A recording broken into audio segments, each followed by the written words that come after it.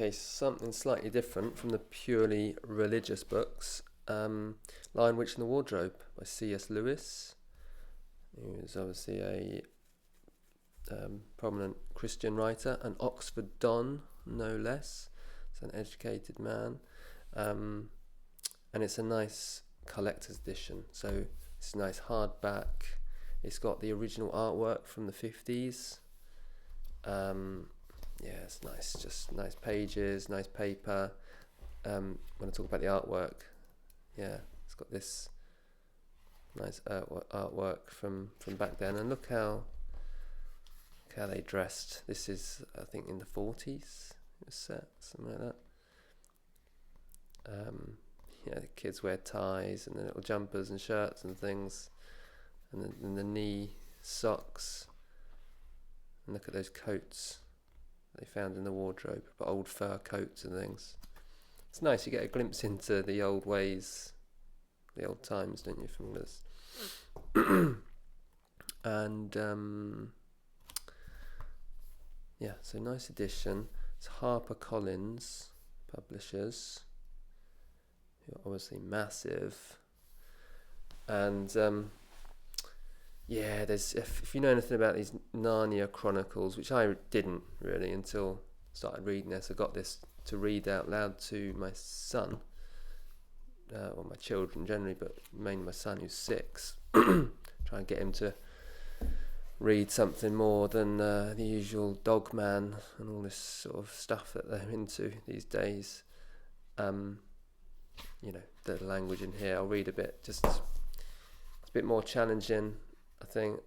Exposes you and your children to slightly more eloquent language, a bit more wider vocabulary, and lets the imagination run, pretty wild.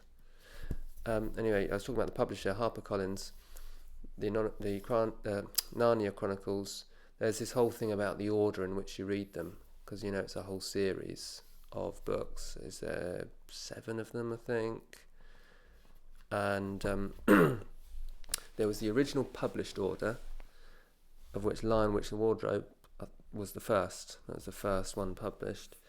And so some people say, and I'm of the view, that you read this one first. It was the first that was published, so I imagine it was the first one that C.S. Lewis sort of came up with the idea, and it's the most famous, isn't it? I think everyone's heard of The Lion, Witch and the Wardrobe. Less people have heard of Prince Caspian or The Silver Chair and the later books in the series. So I think it was the best place to start. And people say it's got the most captivating story, which I think is true. I mean, the basic premise is, bunch of kids, 4 children who it's in wartime, so they've been sent out of London, I think it is, or one of the cities, to go and live in some big country house. That's what happened in those days during the war in England, so that they'd be safe from the bombings from the Germans. And they're in this old house, and they stumble across this old wardrobe in the corner of one of the rooms, and when you go into it, you stumble into an alternate world, which is called Narnia. And that's him going through the wardrobe. And in Narnia, it's always snowing and white, but it's never Christmas. And that's because the White Witch has kind of got power over the place. There's the wardrobe. So it's a nice, easy premise, I think, to begin with. And what's good about it? Full of adventure, mythical creatures, but also has sort of very strong Christian values in it. There's themes of like bravery. The boys need to be brave and stand up to their duty to there's a battle and things like that. But there's also lots of Christian symbolism in it. That's what I was getting at. Things like the idea of a sacrificial victim. Good and evil, and the battle of good over evil. And that's why reading stuff like this to your children, I think, is much better than just letting them read some of the stuff that comes out of either the schools or even the libraries these days. I mean, I went to our local library. It's a pretty nice area we live. But the library, I'm telling you, is full of rubbish. I mean, it's just all the latest, like comic type of books by these popular sort of children's authors. When I say popular, I mean it's like David Walliams sort of thing. And these books, the language is basic. It's, not even full sentences sometimes. It's slang. The stories have no real meaning to them. It's airy-fairy. And there's just lots of fancy artwork that attracts the children. I say artwork, fancy cartoon-style drawings, bright colours that kids sort of get drawn into. But this has stood the test of time, right? This was from 1959. Well, the art was anyway. This is an old book, stood the test of time. David Walliams isn't going to stand the test of time. That stuff's, and Dogman isn't either. That's a fad that's going to pass. Anyway, so I was talking about the reading order. So this was the first published book, and then it was Prince Caspian. So we're moving on to that one next, because we just finished reading this. But there's also the Harper Collins order, which they say was C.S. Lewis's preferred order. I think that's how they put it. Don't know where it says that.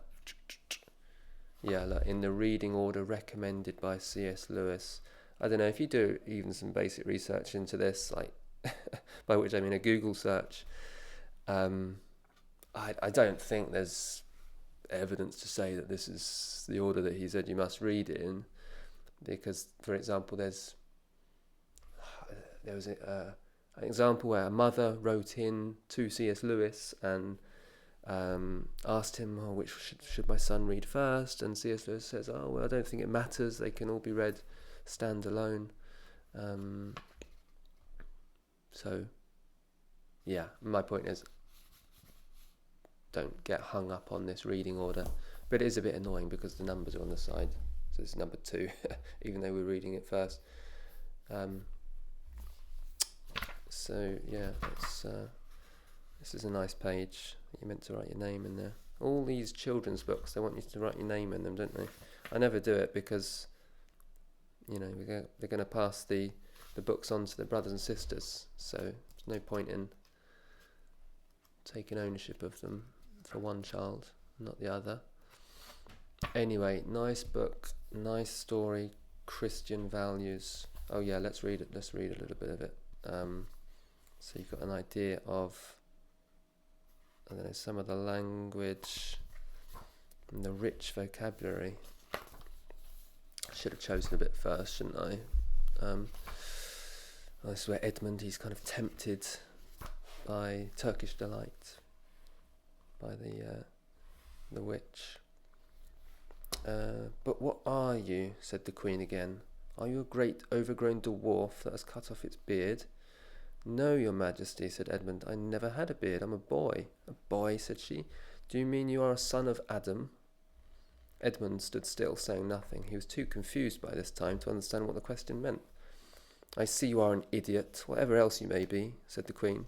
Answer me once and for all, or I shall lose my patience. Are you human? Yes, your Majesty, said Edmund. And how, pray, did you come to enter my dominions? Please, your Majesty, I came in through a wardrobe. A wardrobe? What do you mean? I opened the door and just found myself here, your Majesty, said Edmund.